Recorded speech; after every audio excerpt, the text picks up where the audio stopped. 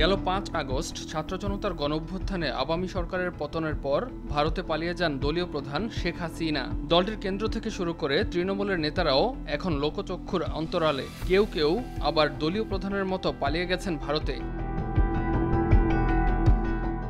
জনরোষে সরকার পতন ঘটলেও অনুশোচনা নেই দলীয় প্রধান বা অন্য নেতাদের। দেশ ছাড়া বা জনগণ থেকে পালিয়ে বেড়ানোকেও তারা দেখছেন রাজনৈতিক কৌশল হিসেবে। ভারতে বসেই তাদের অনেকে দলীয় কার্যক্রম চালিয়ে যাচ্ছে। বাংলাদেশে থাকা আওয়ামী লীগ কর্মীদের মনোবল চাঙ্গা করতে চেষ্টা করে যাচ্ছে দলটির কয়েকজন নেতা। এখন প্রশ্ন হলো, ঠিক কতজন আওয়ামী লীগ নেতা ভারতে অবস্থান করছে, কিভাবেই বা তারা নিজেদের মধ্যে যোগাযোগ রাখছে। কোটি মানুষের আস্থার ভালোবাসায় 11 বারের মতো দেশের 1 নম্বর রেফ্রিজারেটর ব্র্যান্ড ওয়ালটন। বিভিন্ন সূত্রে জানা যায়, প্রথম সারির অন্তত 200 জন নেতা অবস্থান করছে পশ্চিমবঙ্গে। তাদের মধ্যে হাসিনা সরকারের মন্ত্রী ও আওয়ামী লীগের দলীয় সাবেক সংসদ সদস্যও রয়েছে।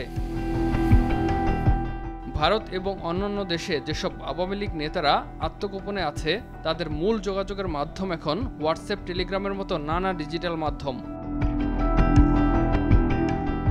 শেখ হাসিনার সঙ্গে তাদের নিয়মিতই যোগাযোগ হয়, তবে তাদের মধ্যে কারো সঙ্গে সাবেক এই স্বৈরশাসকের দেখা হয়েছে কিনা তা জানা যায়নি।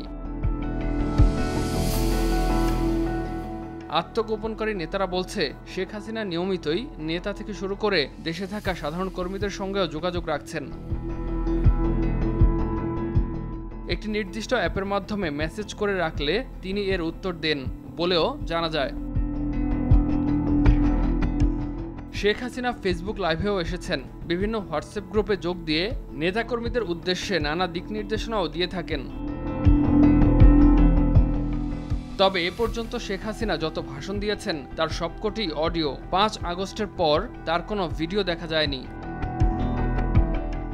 ইমতিয়াজ আহমেদ, RTV।